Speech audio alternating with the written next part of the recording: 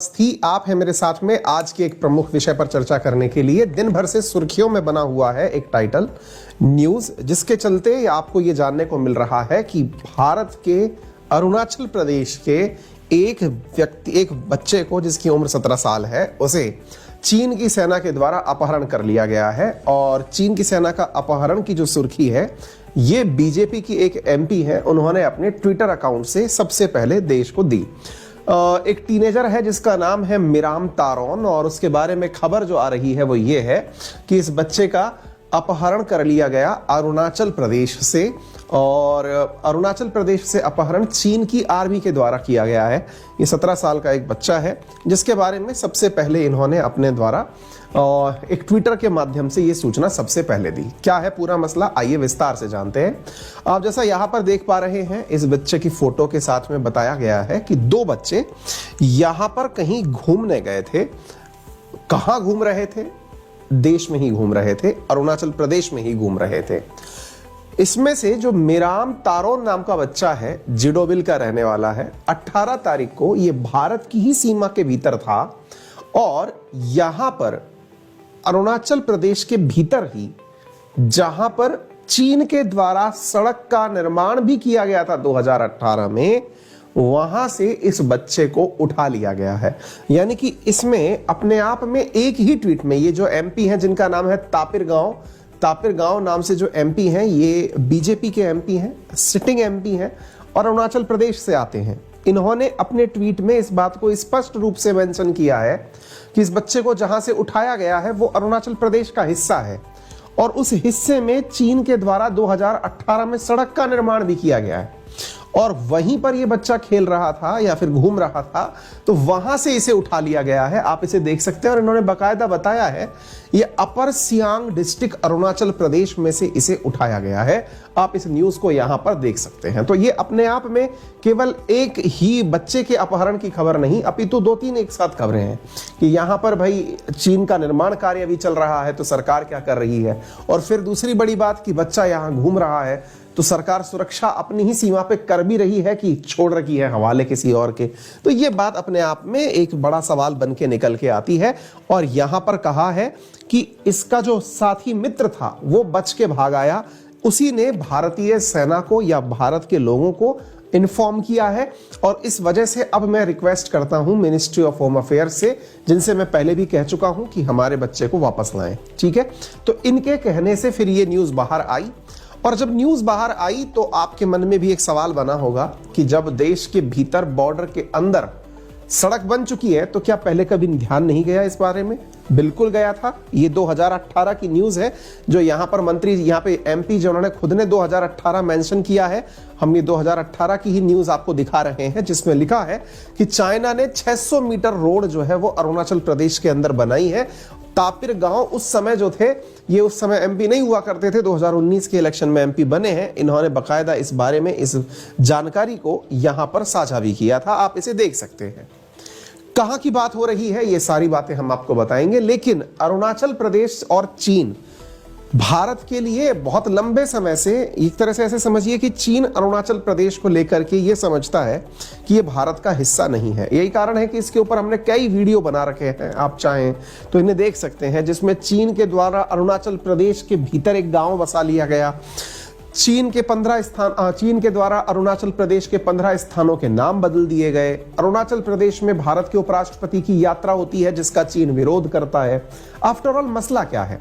इस मसले के ऊपर ऑब्वियस सी बात है कि यहां पर विपक्ष भी अपनी तरफ से टिप्पणी करेगा, तो यहां पर राहुल गांधी जी की टिप्पणी भी मायने रखती है। तो ये तमाम बातें यहां पर हुई। अब हम चर्चा करते हैं ये कहां की बात है, क्या हुआ है और क्या स्टैंड है सरकार का, देखते हैं।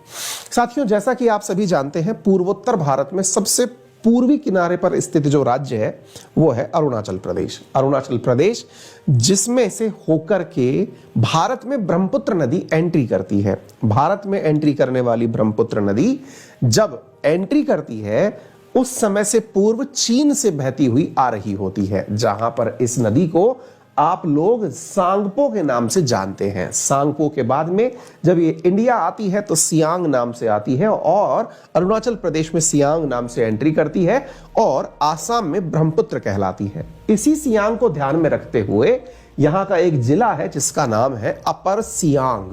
यानी कि ये जो सियांग नाम से जो जिला है अरुणाचल प्रदेश का, जिसे आप ब्रैकेट में क्लोज देख रहे हैं, असल में यह है अरुणाचल प्रदेश का वो जिला है जो कि ब्रह्मपुत्र नदी, जिसका नाम सियांग नदी है अरुणाचल प्रदेश में, उसके आधार पर अपर सियांग रखा गया है। इस अपर सियांग जिले की सीमा जो कि चीन के कब्जे वाले तिब्बत से टच होती है, वहां की यह घटना बताई जा रही है। अब आप पूछेंगे कि इसका क्या लॉजिक है, चीन का क्या स्टैंड है, क्यों इस तरह की घटनाएं कॉमन रूप से होती है, अरुणाचल प्रदेश इतना ज्यादा सुर्खियों में क्यों रहता है? इसके कारण एकदम स्पष्ट है। कारण यह है कि जिस ताइबेत को चीन ने अपने कब्जे में ले रखा है, उस ताइबेत का दक्षिणी हिस्सा कंसीडर करता है अरुणाचल प्रदेश को। यानी कि चीन मानता है कि तिब्बत, उत्तरी तिब्बत पर तो उसका कब्जा है ही, लेकिन तिब्बत का दक्षिणी जो हिस्सा है वो अरुणाचल प्रदेश है। जब तिब्बत पूरे पे ही उसका कब्जा है तो अरुणाचल प्रदेश फिर किस प्रकार से अलग हुआ, यह स्टैंड है चीन का अरुणाचल प्रदेश को लंबे समय से लेकर के। ठीक है ना? तो इसी के चलते हुए आपने ये जो अपर सियांग की स्टोरी सुनी है, ऐसी ही 2020 में अपर सुबनसिरी में भी घटना हुई थी। यानी कि ये जो बॉर्डर पर स्थित जिले हैं, इनमें अक्सर इस प्रकार की घटनाएं देखी जाती रही हैं। तो अपर सियांग, इधर अपन सुबनसिरी, 2020 की एक घटना है जो मैं आपको दिखाना चाहूंगा, जिसमें कि चीन के द्वारा 5 बच्चों को उस जगह से भी अपहरण कर लिया गया था। अपहरण से मतलब यह है कि जब वो बच्चे अपने ही सीमा के भीतर घूम रहे हैं तो पीएलए के कुछ सैनिक वहां पर एंट्री कराते हैं और वहां पर घूम रहे बच्चों को अपने साथ ले जाते हैं, या फिर जो भी यहां पर घूम रहा है उन्हें वहां से उठा के ले जाते हैं, ये कहते हुए कि यह हिस्सा तो हमारा है। और ऐसी स्थिति में यहां पर जो भी लोग ले जाए जाते हैं उनको फिर छुड़ाने की बात चलती है। ऑब्वियस सी बात है कि यहां पर फिर भारतीय सेना का भी रिएक्शन आना स्वाभाविक है। 2020 में भी यह घटना हुई थी, इंडियन आर्मी ने इन बच्चों को वहां से छुड़वा लिया था। लेकिन एक बहुत बड़ा सवाल बनता है, ये देश के भीतर घूम रहे हैं तो फिर छुड़वाने की आवश्यकता क्या पड़ रही है? क्या हमारे बॉर्डर्स पर स्पष्ट रूप से डिमार्केशन नहीं है क्या कि अरुणाचल प्रदेश के अंदर जो बॉर्डर बना हुआ है वहां से चीन के साथ में स्पष्ट रूप से सेना के द्वारा स्पष्ट सीमा नहीं बनी हुई है? पहला सवाल तो यही बनता है। और दूसरा सवाल ये बनता है, जब बच्चे अपने ही देश में घूम रहे हैं तो पीएलए अंदर कैसे आ रही है? हम क्या कर रहे हैं? ये यथार्थ प्रश्न है, पूछा जाने वाला प्रश्न है और सरकार से इसके ऊपर जवाब मांगा जाने वाला प्रश्न है। ठीक है ना? तो ऐसी स्थिति में जो 2008-20 की घटना, भले ही हम ये कह रहे हो कि भारतीय सेना ने 5 यूथ जो मिस हुए थे उनको बुला लिया या फिर वापस ले आए थे, लेकिन फिर से सवाल तो वही की वही है कि ऐसी स्थिति आई ही क्यों जब भारत से ही बच्चों को ले जाया गया था, तो फिर छुड़वाने की बात कैसे आई? भले ही सरकार ने बकायदा अपने द्वारा फोटो ट्वीट करके बताया कि देखिए किस प्रकार से हमने 5 बच्चे 2020 में रिकवर कर लिए हैं, आज भी यही बात निकल करके आ रही है।